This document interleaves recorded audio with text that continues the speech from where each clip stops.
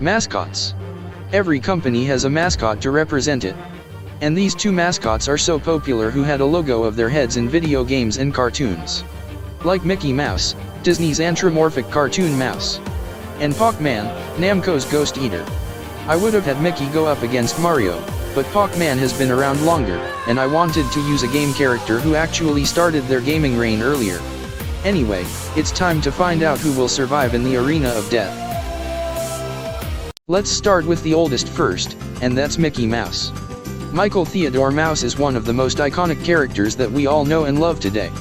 He made his appearance in the late 1920s in his first cartoon appearance, Plain Crazy. It is a basic common misconception of Mickey's first appearance being the more popular 1920s cartoon, Steamboat Willie. He then led a famous club in the 50s, helped his creator Walt Disney open a theme park in California that was named after the last name of his creator himself. Like the certain mascots we know and love, Mickey Mouse happens to break the fourth wall, but there is more. He dons on the sorcerer's hat that he borrowed from his wizard of a mentor, Yen Sid, who is sort of like Yoda and Master Splinter. When he has the hat on himself, he can do certain things like shooting magical projectiles that can be reflected back, and sometimes animation for certain inanimate objects like broomsticks. Just as long as you don't chop them into pieces, or they will multiply like freaking rabbits. Also, Mickey has his own exclusive Keyblade from the Kingdom Hearts franchise known as the Kingdom Key D. His most powerful Keyblade can not only act as sword, but it can double as a magical gun to fire out projectiles made of fire, ice, electricity, light, and darkness.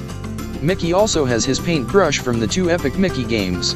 When in possession of that device, he can fire magical blue paint to make things appear or use magical green thinner to deplete them. And of course he can use several items from Mickey's Speedway U.S.A. Those items include a baseball, a splotch of colorful paint, remote-controlled toy vehicles between a race car and a biplane, and even a bubble shield that offers invincibility and certain speed. And like certain mascots we know and love, he has his fair share of accomplishments such as fighting the many variety of Disney villains, and his number one nemesis who turns out to be the most powerful villain, Pete, including many forms like his most powerful ego, Julius, despite that form being handmade by the late Dr. Firm Cannoli, that Pete could surpass the powers of even Maleficent.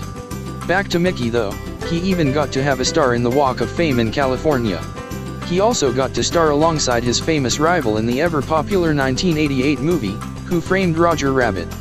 And in one of the modern cartoons, he managed to lift up an entire man-sized baby rabbit over his head, but anyway, it was only at the time he was evacuating all the people in the apartments when he thought it was on fire, but only to find out that his bitch can't cook meals at all.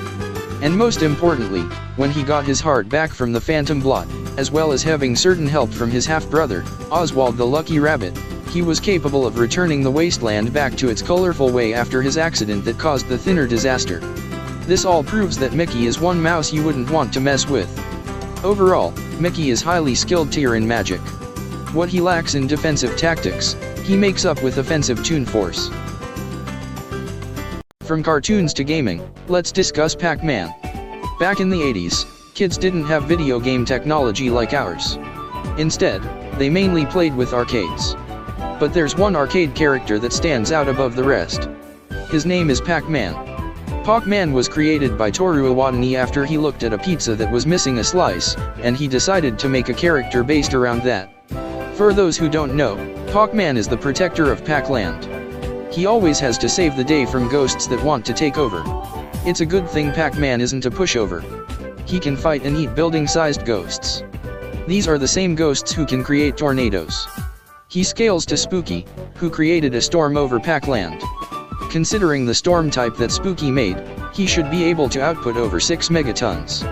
In his planet form, which we will get into later, he could overpower the space worm.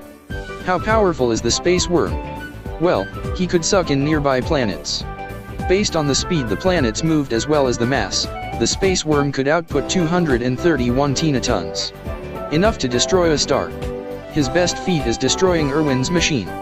Irwin's machine was stated to be able to survive the destruction of the Spectral Realm and the Pac-Man universe. Pac-Man isn't lacking in speed feats either. He could react to projectiles while piloting his ship. His ship could fly past stars within multiple seconds. As for durability, Pac-Man can take hits from the building-sized ghosts and ghosts that can create tornadoes. Some of these ghosts include Spooky, who is a city buster.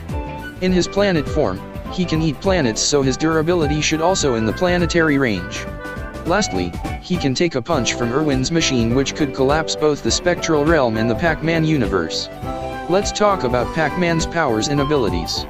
As a yellow one, he has the unique ability to eat ghosts. He can negate their regeneration by doing so. With pellets, he can fire them as projectiles. He has a limited supply, but his real arsenal lies in the power pellets and berries he owns. His power pellet can make a ghost weaker and slower. His shrink ball pellet can shrink him for 6 seconds. He can generate bolts of electricity with the electroshock pellet. With the chrome pellet, he can turn into metal and become invincible.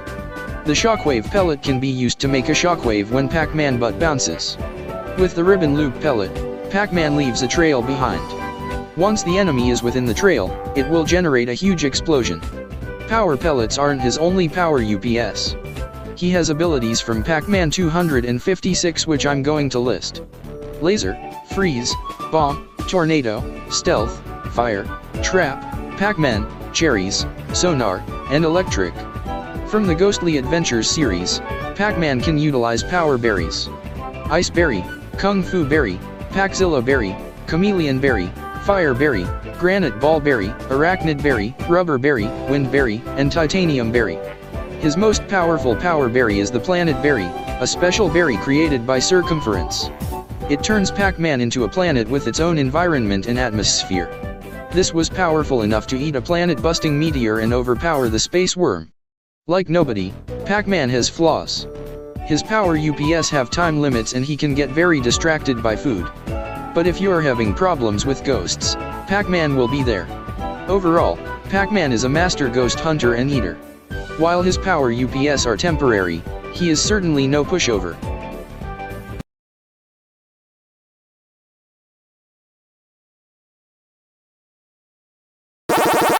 Oh boy!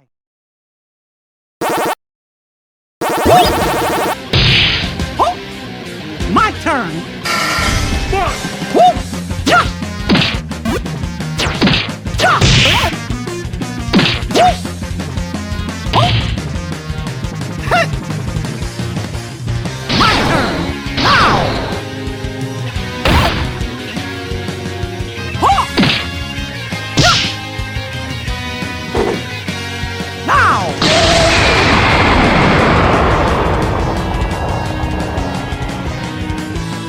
Oh boy!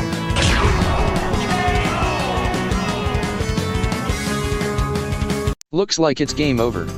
Pac-Man's time in the spotlight didn't last long. In fact, Mickey had loads more experience. While Pac-Man can turn into a planet and eat asteroid ghosts, Mickey can scale to much more dangerous foes.